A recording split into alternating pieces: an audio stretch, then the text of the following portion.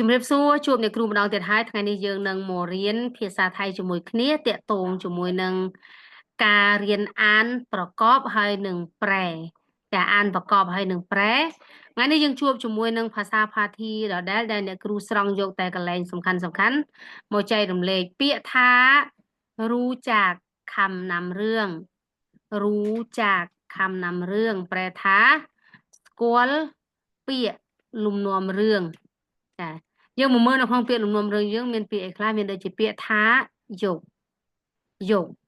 យកនេះប្រែថាលើកអញ្ចឹងពាក្យថាយកនេះប្រែថាលើកយើងសំដៅទៅលើការលើករបស់ធ្ងន់លើករបស់តែពេលខ្លះបើសិនជាយើងពាក្យថាលើកដៃក៏យើងធ្លាប់ឮពាក្យគេនិយាយដែរពាក្យថាលើកដៃក៏គឺភាសាថៃគឺយើងសរសេរថាយកมือតែយើងមកមើលណាតើពាក្យយកมือយើងសរសេរបែបណាអញ្ចឹងពាក្យរបស់វាគឺយើងសរសេរបែបនេះណាយ៉ស្រៈអូចាយ៉ស្រៈអូអានេះក៏គឺពាក្យរបស់វាគឺយ៉ស្រៈអូនិងកយកនឹងប្រែថាលើក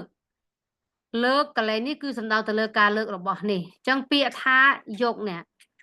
អក្សរសរសេរយើងសរសេរបែបនេះសេយ៉ស្រៈអូនិងកយកប្រែថាលើកអញ្ចឹងមូលហេតុអីបានជាសរសេរត្រឹមតែយ៉ហើយនឹងកពីព្រោះអីស្រៈអូគឺជាស្រៈបាត់រូបស្រៈអូគឺជាស្រៈបាត់រូបអញ្ចឹងនៅពេលដែលយើងសរសេរនៅពេលដែលកកៃជាតួប្រកបគឺយើងសរសេរយ៉និងក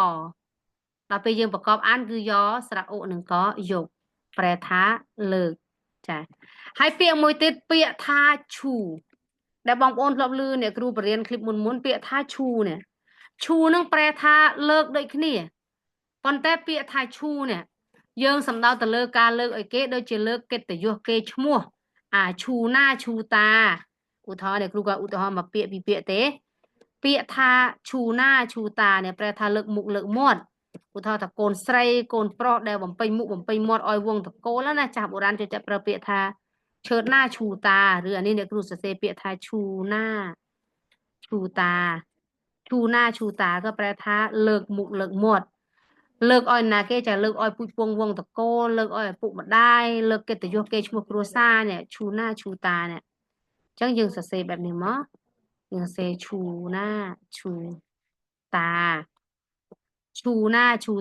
ក៏គឺលើកមុខលើកមាត់ឬលើកកិត្តិយសគ្រួសារแล้วก็ชูถ้วยรางวัลយើងយកមកពាក្យទេណាឈូถ้วยរង្វាន់ក៏គឺសំដៅទៅលើការលើកពានរង្វាន់ឈូถ้วยរង្វាន់ថ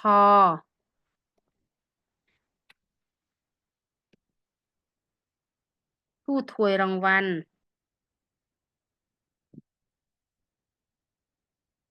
ឈូถ้วยរង្វាន់នេះមានន័យថាលើកពានរង្វាន់ឧទាហរណ៍ទៅប្រកួតបាល់ឈ្នះពានឬមួយក៏ទៅលេងកម្មវិធីអីឈ្នះពានរង្វាន់នេះក៏លើកពានចាហើយអ្នកគ្រូតើពាក្យថាឈូនេះអាចប្រើលើកដៃបានអត់បានឧទាហរណ៍ថាឈូมือขึ้นយ៉ាងเช่นអានេះហើយយកនោះប្រែថាលើកណាលើកដូចគ្នាលើកដៃក៏គឺយកมือយើងក៏សេបានដែរយកมือនេះប្រែថាលើកដៃยกมือឡើងก็คือยกมือขึ้นก็คือแปลថាលើកដៃឡើងយកมือขึ้นแปลថាលើកដៃឡើងឬពាក្យខ្លះយើងអាចប្រើពាក្យថាឈូมือขึ้น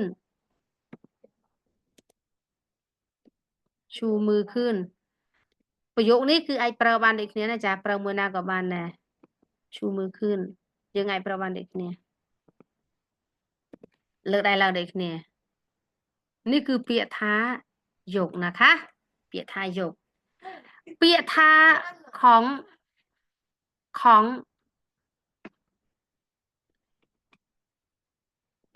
องแปลថាខ្មោះของ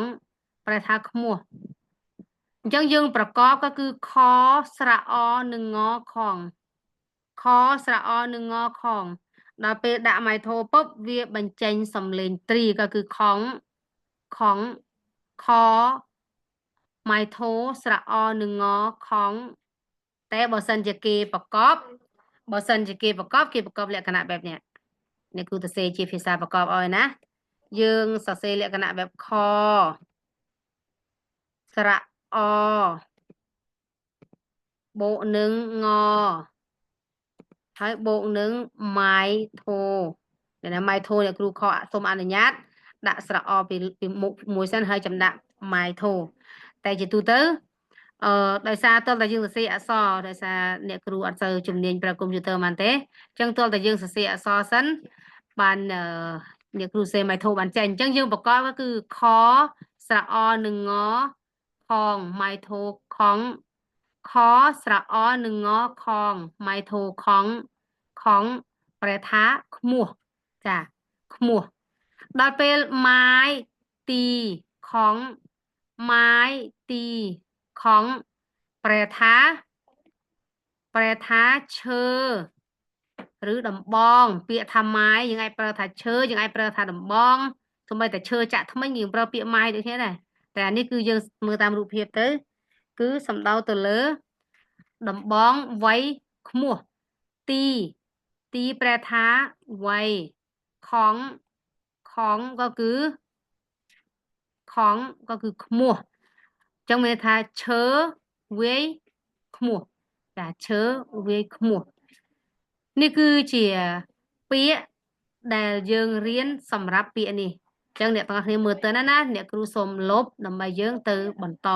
បន្តិចទៀតមួនសឿប្រែថារមូរកន្ទេលចឹងពាក្យថាមួនក៏យើងប្រកបមកស្រៈអួនិងណមួនដល់ដាក់ម៉ៃថូពុបវាចេញមួនដល់ពេលសឿប្រែថាកន្ទេលសអឺសឿដល់ពេលដាក់ម៉ៃអេកពុបសឿប្រែថាកន្ទេលចាអញ្ចឹងពាក្យថាមួនเนี่ยយើងសរសេរដូចដើមចាថ្ងៃនេះអ្នកគ្រូមកคลิปនេះដើម្បីបញ្ជាក់មួនយើងសរសេរដូចដើមណាអោយតែមានម៉ៃថូយើងអាចប្រកបបែបនេះណាមកស្រៈអួនឹងណแล้วก็โบะជាមួយនឹងម៉ៃថូไปแล้วก็គេអានថាមួនទាំងដែលយើងឃើញអក្សរវាគួរតែមកម៉ៃថូស្រៈអួនឹងណមួនអត់ទេការប្រកបគឺគេប្រកបមកអួណមួនដល់ពេលដាក់ម៉ៃថូពុបមួនវាបញ្ចេញសំឡេងត្រីចាម៉ៃចេញជាទៀតម៉ៃថូសំឡេងត្រីសឿប្រែថាកន្ទាលសអឺសឿបើសិនជាអត់មានម៉ៃអេកគឺវាឈ្មោះថាខ្លាប៉ុន្តែដល់ពេលដាក់ម៉ៃអេកវាប្រែថាកន្ទេលក៏គឺមួនសឿក៏គឺរមូរកន្ទេលពាក្យថាមួនងួងដូចគ្នាណាមួនរូបមន្តសរសេរដូចគ្នាមកអួណមួនម៉ៃថូមួនងអួងងួងមួនងួងប្រែថាចារមូរប្រមយបងប្អូនឃើញហើយឬក៏ខ្វៀនប្រមយពាក្យថាប្រប់មើលក៏គឺពាក្យនេះអានថាបរបប្រប់មកអ៊ឺមើបរបប្រប់មកអ៊ឺមើពនឹងរពនឹងរស្រៈអុពនឹងរស្រៈអុនឹងបក៏គឺប្រប់បរអុបប្រប់នេះគឺពាក្យរបស់វាបរអុបប្រប់មើលប្រប់មើលចាប្រប់មើលប្រែថាទះដៃយើងមកមើលនៅក្នុងប្រយោគដែលនៅក្នុងប្រអប់នេះទាំងអស់ថាតើប្រយោគទាំងអស់នេះប្រែថាអីខ្លះពាក្យថាពីរប្រែថាឆ្នាំយើងអានពអ៊ី2ឆ្នាំបើសិនជាបងប្អូនចង់សរសេរឆ្នាំថ្មីបងប្អូនអាចដាក់មកពីម៉ៃនេះយើងសេសអាយម៉ៃមួនហហ៊ីបម៉ម៉ា หมายเอกนะคะปีใหม่แปลថាឆ្នាំថ្មីម៉ៃដែលមានស្រៈអៃម៉ៃមួនហោហ៊ីបម៉ម៉ាក់หมายเอกแปลថាថ្មីก็คืออ่านថាใหม่ใหม่ใหม่ก็คือថ្មីปีใหม่ก็คือឆ្នាំថ្មីนี้นี้ก็คือแปลថានេះนี้แปลថានេះយើងប្រកបណអ៊ីនេះម៉ៃโทนี้តែសំលេងត្រីណអ៊ីនេះម៉ៃโทนี้แปลថានេះពាក្យថានាំនេះមកសំទោសនាំពាក្យថាណាំណាំប្រែថានាំណអាំណាំសំលេងសាមញ្ញថអ៊ឺถือថអ៊ឺถือភ្ជញ្ញជាអ្នកខ្ពស់ស្រៈវែងចាถือប្រែថាកាន់ឬចាប់កាន់ឬចាប់ពាក្យថារយើងប្រកបរអរនេះរអរប្រែថាចាំឬរងចាំពាក្យថាងានយើងប្រកបមកងានងអាណងានងអានឹងណងានងត្រអានឹងណងានប្រែថាការងារងាននឹងប្រែថាការងារមានប្រែថាងារណាប្រែថាការងារចុះការងានក៏គឺការងារដូចគ្នាចាពាក្យថាអាយប្រែថាអៀនឬខ្មាស់អៀនអអាយអាយអអាយអាយអៀនឬខ្មាស់អៀនពាក្យនេះអានថាជុំចស្រៈឧនឹងមកជុំដាក់ម៉ៃអេជុំចស្រៈឧនឹងមកជុំដាក់ម៉ៃអេជុំចាជុំកន្លែងនេះសំដៅទៅលើការជ្រលក់ឬក៏ជ្រមុជចាពាក្យថារែកប្រែថាដំបងឬក៏លើកទី1ឬក៏ទី1ឬក៏មួយលើកដំបងនឹងគឺពាក្យថារែកយើងប្រកបមករឺស្រៈអេនិងករែកពាក្យថាហែងនឹងវាប្រែថាពេលខ្លះវាប្រែថាកន្លែងពេលខ្លះវាប្រែថាទីចាយ៉ាងเช่นហែងไหนក៏ប្រែថាទីណាយូហុនហែងដៃគឺនៅទីកន្លែងណាចឹងពាក្យថាហែងនេះជាទូទៅគឺយើងប្រើភ្ជាប់ជាមួយនឹងពាក្យផ្សេងទៀតចាចឹងយើងប្រកបហអេនឹងងហែងហអេងហែងដល់ពេលដាក់ម៉ែអេពុកចេញហែងពាក្យថាលៀងយើងសរសេរលលីងស្រៈអៀលស្រៈអៀនឹងងលៀងដល់ពេលថែមម៉ៃធោពុកវាចេញលៀងលអៀងលៀងម៉ៃធោលៀងប្រែថាជប់លៀងប្រែថាចិញ្ចឹមចាប្រែថាបើនិយាយពីមេចុងក៏គឺប្រពន្ធចុងនិយាយប្រពន្ធចុងប្តីចុងកូនចុងយើងប្រើពាក្យលោកលៀងម៉ែលៀងแล้วก็พ่อเลี้ยงก็คือกូនចុង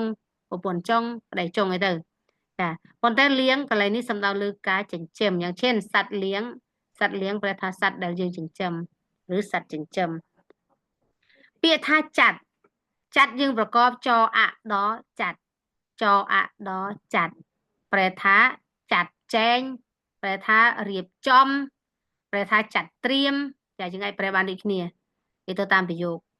ពាក្យថាส่งពាក្យនេះប្រែថាបញ្ជូនប្រែថាផ្ញើតែនៅក្នុងប្រយោគនេះវាអាចប្រែទៅជាពាក្យថាហុចយ៉ាងเช่นส่งให้ក៏គឺហុចឲ្យចាហើយពាក្យថាខ្វាកន្លែងនេះប្រែថាស្រវាពាក្យថាខ្វាសំទោសបញ្ចេញសំឡេងខុសពាក្យថាខ្វាក៏ប្រែថាស្រវាចាប្រែថាស្រវាឧទាហរណ៍ថាយើងបញ្ញត្តិចាប់អីមួយយើងស្រវាខ្វាច់អីចឹងទៅអានេះហៅថាខ្វាពាក្យថាផ្លាតនឹងប្រែថាភ្លាត់ឧទាហរណ៍ថាដូចយើងដើរភ្លាត់ជើងផ្លាតថៅលឿនផ្លាតដើរល្អិលភ្លាត់ជើងដួលបាត់ហើយឬក៏ផ្លាតចាក់ងានក៏គឺធ្វើភ្លាត់ពីកិច្ចការងារឬមួយក៏ធ្វើងานផ្លាតក៏គឺធ្វើការងារភ្លាត់ទៅពាក្យថាភ្លេងកន្លែងនេះអាចសំដៅទៅលើភ្លេងអាចសំដៅទៅលើសំឡេងតន្ត្រីឬអាចសំដៅទៅលើតន្ត្រីចាឬពេលខ្លះសៀងភ្លេងអាចសំដៅទៅលើសំឡេងចម្រៀងក៏បានដែរវាទៅតាមប្រយោគដែលប្រើវាคำว่าตร